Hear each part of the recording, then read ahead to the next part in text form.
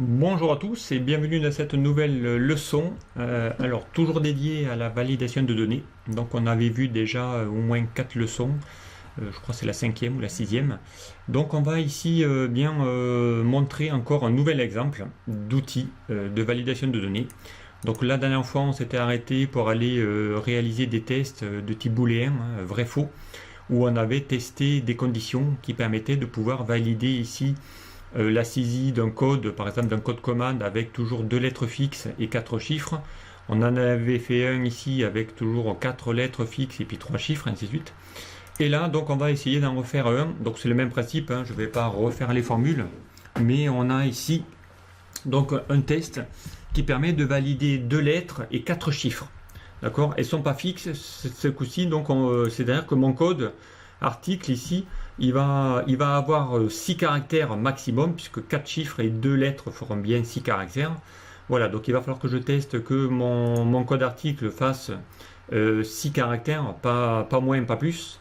Donc encore une fois, si jamais un de moins, il va vous dire que c'est faux, donc ça ne va pas le faire. D'accord? Et ainsi de suite. Ensuite, il va falloir qu'on teste que les 4 derniers soient toujours des chiffres. Donc pour ça, j'ai utilisé encore une fois la fonction droite qui va aller chercher les 4 derniers et il faut que ça soit des chiffres, donc on va lui dire que ça soit du numérique avec la fonction enum. Donc on l'a vu ça directement la fois passée. Vous irez voir le tuto qui a été fait juste sur la leçon précédente.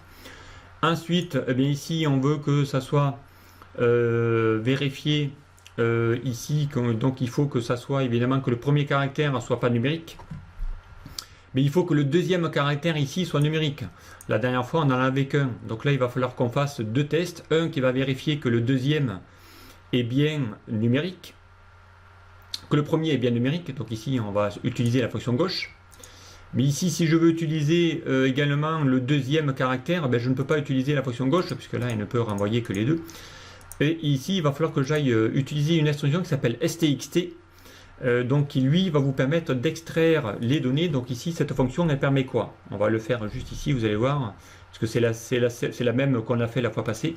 Si ce n'est qu'ici, si on fait égal stxt, voilà. Ici ça permet de quoi? De renvoyer un nombre déterminé de caractères d'une chaîne de texte à partir de la position que vous allez lui indiquer. Donc si ici je lui demande d'aller chercher mon texte, c'est bien ma valeur A7. Ensuite il va vous demander combien de caractères tu veux que j'aille vérifier. Donc on va essayer de mettre l'assistant pour que vous puissiez voir ce qu'elle a besoin. Ici mon n au départ, c'est la position du premier caractère à extraire. Donc ici je veux qu'il extrait à partir du deuxième. Et là j'en veux qu'un. Et là je teste ici mon deuxième caractère. Ici c'est le B de mon code article. D'accord? Et là ici j'ai bien B. Si je change ici mon caractère et que je mets N, il va bien ici récupérer mon n. Donc, et ça doit être donc des chiffres. Donc ici, je vais encore une fois lui demander d'aller mettre la valeur nombre pour que ça soit vraiment un nombre. Okay, donc là, il va me mettre dièse valeur, c'est pas bon. Lui, il va falloir que je le transforme en numérique. Ok. Parce qu'il n'y a pas de valeur qui transforme ici, c'est faux. Mais là, il faut que ça soit, non pas ici, il faut que ça soit vraiment du texte. Donc là, on va faire le nom. Il faut que ça soit non logique, donc non texte. Et là, il va vous mettre ici que c'est vrai, puisque derrière, c'est bien un texte. Donc, on va lui dire que c'est un nombre, qu'on va lui chercher ici que c'est bien du numérique, et après, on lui dit que ce n'est pas du numérique. Donc, on va faire le contraire du numérique. Est-ce que c'est pas numérique? Et là, il va vous dire que c'est vrai, puisque c'est du texte. D'accord? Donc là, il faut que ça soit vraiment toutes ces formules-là qui doivent être imbriquées les unes après les autres. Donc, j'ai fait la même chose, j'ai testé tous mes cas. Ok?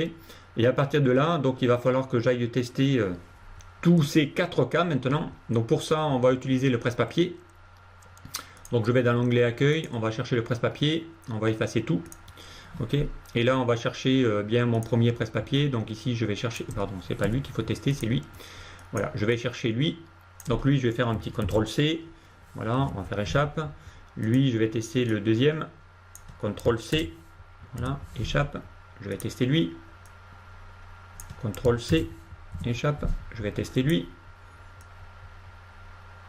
CTRL-C, échappe. Voilà, donc ici j'ai mes 4 conditions. Donc là, je vais lui demander maintenant d'aller tester ça dans un seul et même et. Donc ici, on va mettre égal et. j'ouvre la parenthèse. Ici, il faut que j'aille tester mon premier cas, premier test, point virgule, mon deuxième cas, point virgule, mon troisième cas, point virgule, mon quatrième cas, voilà. Et ensuite, je ferme ma parenthèse de mon et, voilà. Et là, ici, il faut que les trois soient vérifiés, d'accord? Une fois que j'ai ici toute ma formule, ici complète, mais là, je vais faire un petit CTRL C, échappe. Et là, donc, on va fermer maintenant mon presse-papier, j'en ai plus besoin. Et ici, on va se créer notre validation de données. Donc, je vous rappelle, vous allez dans l'onglet données. Ici, on va chercher dans les outils de données l'outil validation de données. On va lui demander d'aller personnaliser tout ça. La formule, je vais faire le petit CTRL V de toute la formule qu'on vient de faire. Et je fais OK. Voilà, donc à partir de là, maintenant, il accepte mon code. Mais si je mets, je sais pas moi, RT 1, 2, 3, 4, donc là, ça va rentrer. Par contre, si je mets RT 125, là, il vous dit que ça ne marche plus. D'accord, il faut réessayer. Donc si je mets une lettre avec un autre chiffre, j'ai bien 6 caractères, mais quand je vais valider, il va vous dire que c'est pas bon parce qu'il attend un deuxième caractère au début. Donc si je mets AB et que là ça va passer. Encore une fois, voilà, ici ça teste tous les cas. Hein. Si je mets un chiffre en premier caractère avec une lettre que je valide, il dit non, c'est pas bon, t'as pas mis 2 lettres au début. Voilà, je mets BB et là ça va valider. Encore une fois, voilà. Si je mets un chiffre au milieu, que là je mets une lettre à partir de troisième caractère, quand je vais valider, c'est plus bon non plus, parce qu'il y a une des conditions qui est pas bonne, donc il va pas vouloir le faire, donc ça n'accepte pas. D'accord, donc là attention, c'est bien voilà, ici hein, c'est bien 6 caractères, mais avec toujours 2 lettres au minimum. Voilà ici comment on fait pour valider les outils de données dans la saisie d'un tableau. Ici j'avais déjà fait ça, mais voilà. Et ici on peut mettre tout ce qu'on veut dedans. Ok. Voilà ici comment on peut mettre eh bien, ces validations dans ces outils en utilisant eh bien, des formules. Voilà, ici des formules de type texte et des formules booléennes.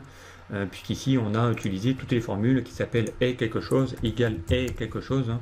Et impair, et num, et non-texte, et logique, et formule, et valeur. Voilà, ici vous avez toutes les fonctions logiques qui permettent de renvoyer soit vrai, soit faux. Donc c'est ce qu'on a utilisé avec enum, enum, voilà. Ou non, égale non, hein, c'est encore une fois des valeurs logiques, et non-texte, et voilà, et ainsi de suite. Voilà, donc ici vous avez plein de petites fonctions qui permettent d'utiliser tout ça. Voilà, donc j'espère que ce nouveau test vous servira donc dans les saisies de vos tableaux, notamment dans vos références de code articles. Voilà, je vous dis à très vite sur un prochain tuto.